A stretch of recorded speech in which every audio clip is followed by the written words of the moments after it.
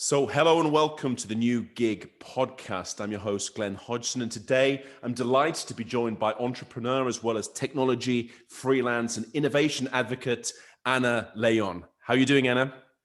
Very good. Thank you for having me. It's a pleasure to have you on here. So, I wonder if you could just begin by giving us a little bit of background about your personal experiences and how you got into the freelancing world. Yes, of course. I'm an civil engineer, and I started off my career as a hired IT consultant. Eventually, I worked there for 1.5 years, I think, and I started finding out how much they were charging for me. And I just thought, damn, why can't I just do this myself? Yeah. I got kind of upset actually when I started calculating the differences between my salary and what they actually earned. Right. So that was really motivating, but there's a lot of other like soft factors as well. For example, they wanted us to socialize and get contacts within the company in order Yep. to excel in our careers. They wanted us to become managers. They wanted us to give a lot of our free time for to the company without getting any money for it. Mm. All of these things that you were forced to do because otherwise you wouldn't climb the ladder, so to say. Yeah. And I hate the ladder. I hate the corporate ladder. So I just jumped off and started my own business instead. Yeah, absolutely. Well, that's a great approach to take. So it was really a freedom and doing things a little bit differently was the kind of the catalyst for making this change. Yes, absolutely. And I think something that is really important in the corporate world is acknowledgement or confirmation. Like some people thrive on external confirmation or external acknowledgement. That's why they need someone who is managing them. Yeah. Like they really need someone to tell you, oh, you did a good job and pat them on the backs, kind of. Like I just felt that why am I even talking to this person? I know that I'm awesome, that I'm doing an awesome job. Nobody needs to tell me that. I don't need to pay you to give me external verification. I'm very good at getting my own verification from myself, and I'm satisfied with that. So Yeah. so that is a little bit of how it's built. It's built around external verification somehow. And if you don't need that, you should just do your own thing instead. Mm. And also just the feeling that you're providing the value, you're giving the service that's required, and it's sort of quite measurable in terms of whether you're doing a good job or not. So it's really cutting away all the fat and getting to the bones of the issue. Yeah, definitely. I'm super like I think that you need to be aware that working even within a contract or if you're employed, like it's a transaction. It's a Yeah. transaction between a service and you exchange money for that service. It's that simple. It's a Mm. supply and demand graph. It's very easy to understand how the market works. They don't want to pay you more if they don't need to, and if they keep secrets from you about how the company works or what you actually should earn if you were self-employed, then if you don't know that information, then you're not able to break free. So they Mm. benefit from hiding this information from you. And to know, if you find out that you are a transaction, that's not good for them because then that you can see between their lies, so to say. So that is something that I always try to get people to understand is that you are a transaction. You need to think it as of you need to make even more like educated decision when in terms of if you're going to be hired or if you're going to have your own company and so Mm. forth. People do research when they buy houses. They don't do enough research when they decide whether or not they should be employed or not, or in fact it's not even a choice. Like it's so common to be employed, and I think that's a problem because people need to see the benefits behind not being employed. Mm, and it is a shift, not so much in technology because that's there. It's this shift in mindset that people think still seems to be also even the younger generation still seems to have this 9 to 5 mindset. Is that the case, or is this changing? Would you say, Anna? 9 to 5 is definitely changing, and the coronavirus have definitely been a catalyst Yes. in that change. Because I think now, like previously, people had an idea that being an IT consultant, you need to have face time. You need to be at the office, 10 minutes earlier than everybody else and leave 10 minutes after, and you need to dress 10% better than everybody else, and all of these things around the workplace, which isn't true for the first part. And it's particularly now with Corona, everybody who is working within tech is working from home, and that is going to be the case even after Corona has vanished. That is like I'm 100% sure of that. So Mm. it's actually more of it's actually turning into like a value. How do you say, it's like you're not charging for the time you're putting in, you're charging for the value you're putting in. Right. This has been made possible since you are not at the office physically Yeah. anymore. People aren't looking at you physically, so I think it's actually turning into invoicing for value rather than the time, and that is extremely interesting and something I've been longing for a lot. Mm. So the 9 to 5 is definitely disrupted. And it's probably a very good change as well, and based on not presenteeism, but actually the value and the actual product or service that you deliver at the end of the day as well. This should be more efficient for individuals, but also more efficient for the people who are giving the work and actually sort of asking for the tasks to be done as well. Yes, I believe so. Because like I am like as a person, you are much more happy and satisfied and energized if you can just focus on what to be done instead of putting the time in, so to say. Yes. Yeah. So I think it makes super much sense. Like the challenge is of course to invoice fairly Mm. when you have the value set up. But I just think it's going to be something that it's going to be generally accepted, and you still charge 8 hours a day, but they are satisfied depending on the value you deliver, kind of. Yeah. So it's like an unspoken agreement or something. And do you see that there is a change in mindset from also from traditional employers as well, who are actually understanding the new way of doing things and actually more open to look at more flexible ways of working and taking on freelancers to do specific tasks?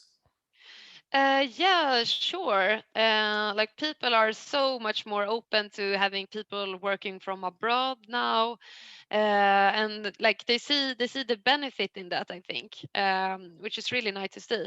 And the employers or the freelancers, both are super interested in working remote. So this will be a kind of a talent driven change, I believe, that if you Yeah. want the talent, you need to change, and you need to adapt to what they want. And it's so much easier as a freelancer to demand, or whatever you want to say, Yeah. to work remotely than it is for someone who is employed, because then you are expected to participate in all of these conferences and Yeah.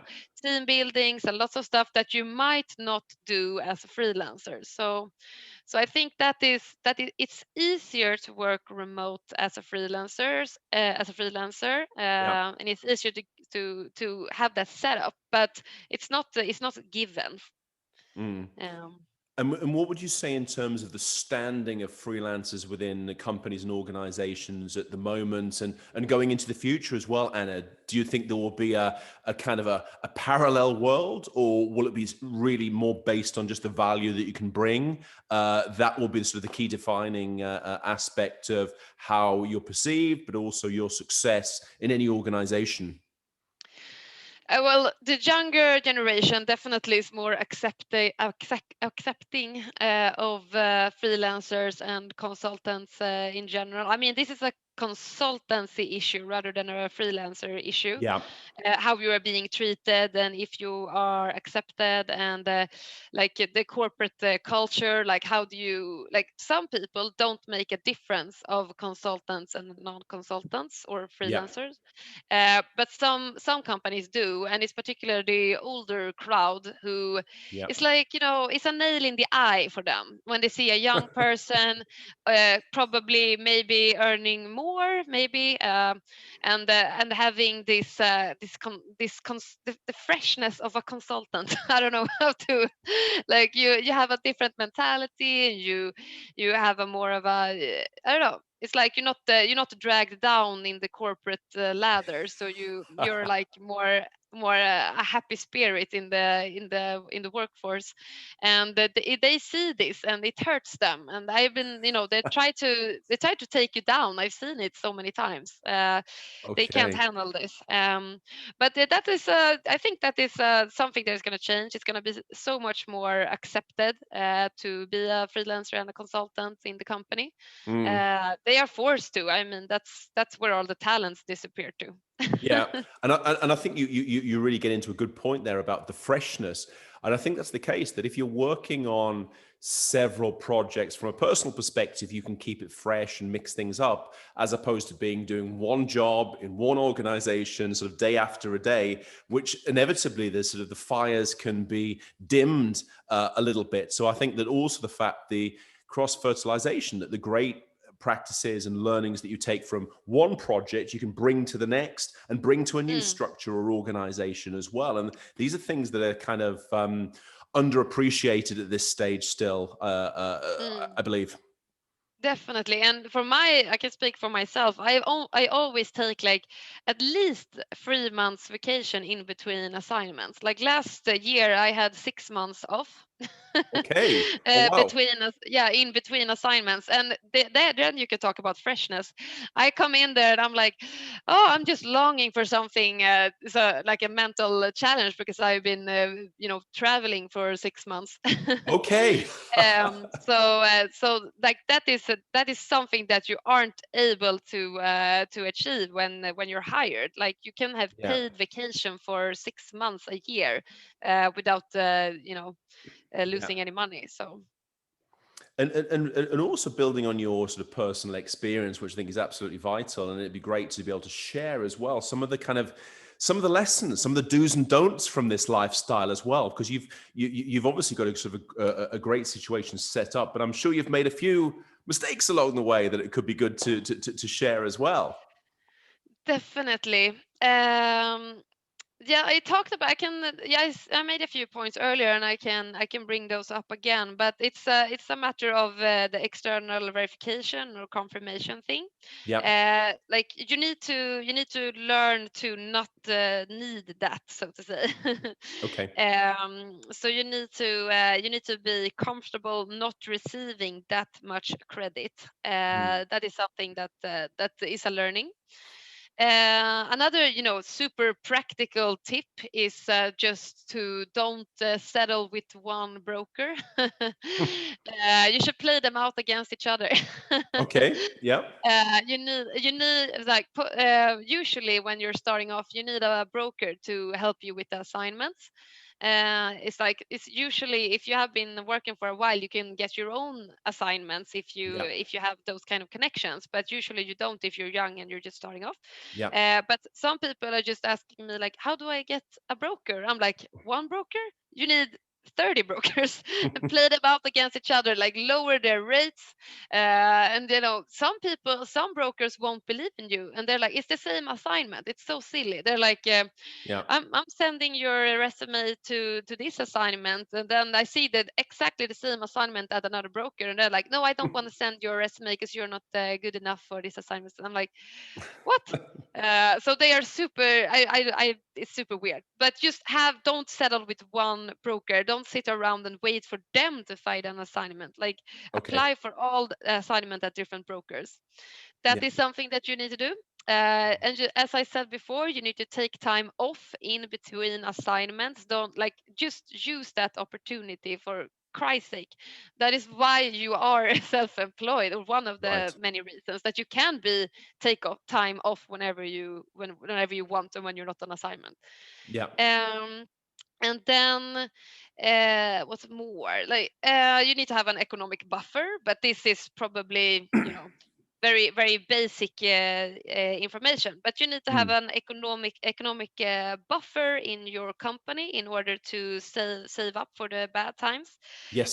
For example, I was off 6 months last year. It was partly because I wanted to be off for 3 to 4 months, but then it ended up being 6 months because it Yes. was in the corona crisis. So it took a little longer time to find an assignment, and I had prepared for that. So I had lots of money in my company, so Yep. that was totally fine, and I made it through. But you need to have that, and that's really difficult in the beginning. Yeah. Um, so But I that's think it's really important. but it's good advice to have a buffer to be able to plan ahead as well. I mean, I think the idea that there needs a certain amount of management, whether you're taking kind of a personal route where you're going through some of these self-employment companies, or else you're starting your own company as well. There's different things, different rights and responsibilities and obligations as well. So be prepared and do the planning is probably the great advice that you can't say too many times, Anna. Absolutely not. Yeah. And Definitely. when we think about sort of the future and people taking this routes, what are kind of the common questions that people ask you, Anna? I mean, you've got a sort of a large following, and you're very open with your advice to people wanting to get into to this sector, whether they're sort of Mm. technology specialists or just looking at the sort of the platform economy more generally. What are the kind of questions or the worries that people have about taking this step? Mm. Yeah, you touched upon an issue there earlier. So people are quite afraid and scared of the bookkeeping. Well, you can outsource that. It's no problem. Like, Mm. but I do everything myself because I think it's also interesting. But Yep. you can outsource that for like 1,000 kronas a year or something. Like literally really Mm. cheap.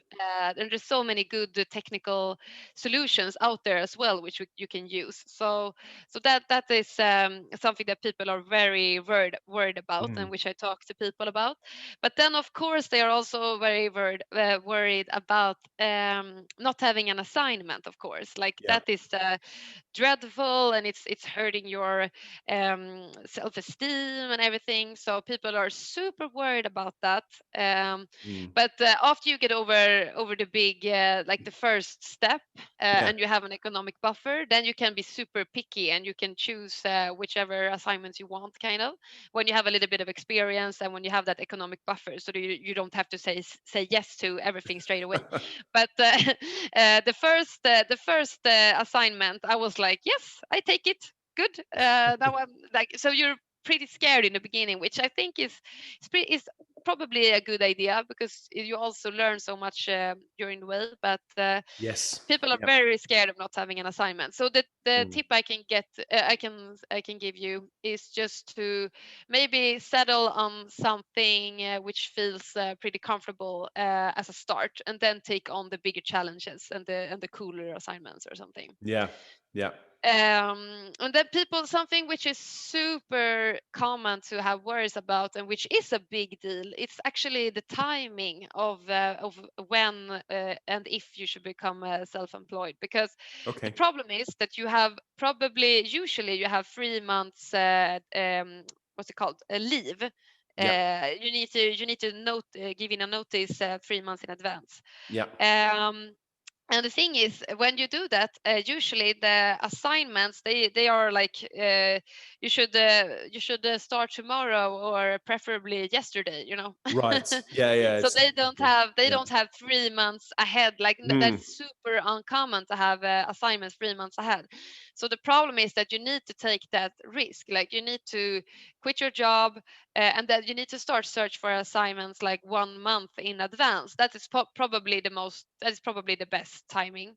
Yeah. Or you can start earlier, but then it's going to be super difficult because they're going to want you straight away, and you're not going to be able to. So it's the timing. The timing is a real pain in the Mm. ass regarding this. So people are very worried about that, and they should be, because it's actually very problematic. Like if it were like this, like I was actually able to get an assignment and then quit after I have already signed an assignment, and Yes. that is like super reassuring. Yeah. But I managed to time that very well with with the assignment I had at my client when I was a hired IT consultant Yeah. previously. So I knew that assignment started to be done away with, and then I started looking for freelance assignment. I found one, I signed it, and then I told my company that now this assignment is finished, and you don't need to look for a new one for me because I already have one and I'm quitting. That's And good. they, like, of course, like an IT consultancy firm, they are not going to want to keep you if you don't have an assignment. You're a pure Right. cost. Yeah. So Yeah. that's really nice. Or you can try to deal with them a little bit around that, and they Mm. will let you go if they see that you're just going to be a cost anyway. They can't find an assignment for you for 1 month. That is pretty tough to find. I settled that pretty well, and I hope that the others can do that as well. But it Mm. can be really difficult, especially if you're not a hired consultant, but rather a hired an employee, a normal employee, because Yes. then you're going to have 3 months, probably, maybe even more, I don't know, and it's super difficult to make this transition. Mm. um, And what about people who come to you wondering about, well, Anna, what am I going to do with my pension? What am I going to do with my parental leave? All these kind of things that come up and people are really worried about. They feel that a kind of a 9 to 5 traditional job that gives them all this huge safety net, and the uh, kind of freelancing world, it's all gone and they're all by themselves, no protection. uh, What's the reality behind that? that's a good question, because like, particularly, okay, first of all, that safety net is a bit fake, and that is also what the companies want you to believe. Like, I'm actually pissed off when my friends tell me, like, oh, I work at such a good company, they give me so much in parental leave, and I'm like, but don't you know that the biggest part of that comes from Försäkringskassan? They just top up a little bit. It's like, no, they give me the whole salary. I'm like, no, no, that's not how it works. Uh-huh. So one thing that is really important to understand is that Sweden in particular is very well suited from a safety perspective. Mm. Obviously, we have a safety net which is like so high. So as a freelancer in Sweden, like, you're very, very protected, both in terms of sick leave, in terms of parental leave, in terms of how do you say, like, for instance, now during the corona, and I was off for 2 months there when I didn't have an assignment and I Yeah. didn't have a planned vacation either. I got money from the government because uh, how you say, they gave out this corona support Yeah. money, Yeah. which I received. So, like, they have your back. Yes. Okay. Yeah. So in terms of parental leave, as I said, Försäkringskassan covers a lot. In terms of pension, you just need to save that yourself, and it's like the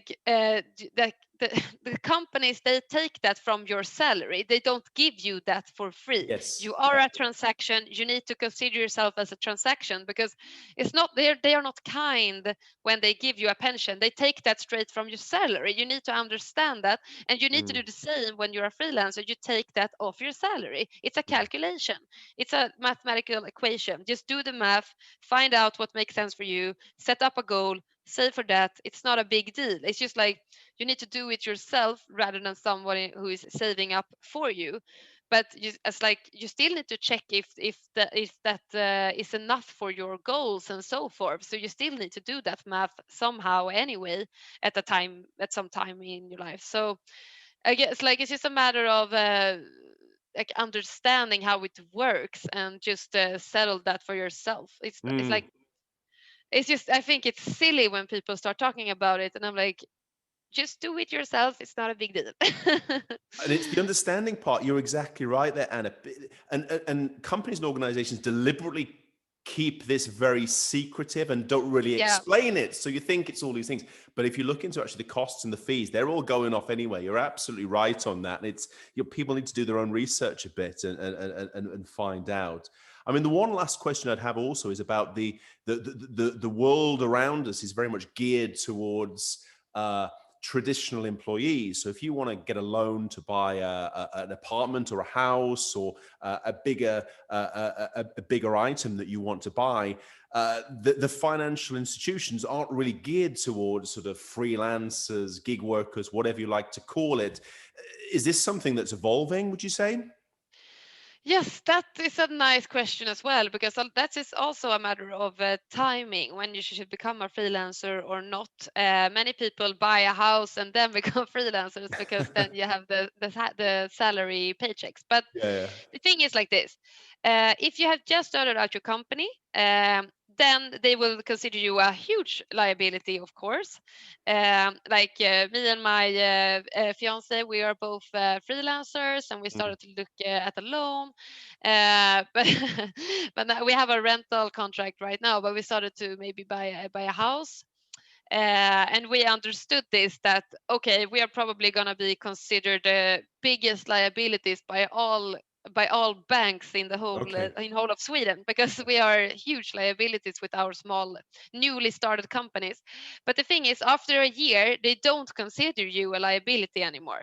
Mhm. If you can, they are going to look into your books, of course, and if it looks stable, that is like no big deal whatsoever, particularly if you were to get a mortgage loan at the same bank as you have your company in. Right. Yeah. That then they can actually consider it as a benefit, because they Mm. can see that you do that. It's like it's not only your paychecks that you are vouching for. You can also vouch for your whole company and the Yeah. economic buffer that you have there, and the Yeah. security and everything. So then it's even better. But yeah, it's the playing field is kind of tilted. But I the only thing I've seen is the thing with when you have a company that is younger than 1 year. That is a Yeah. problem. But otherwise than that, it's not a problem. You Yeah. need to have pretty good books, of course, but that every freelancer probably already has that, so Yeah. it's not going to be a problem.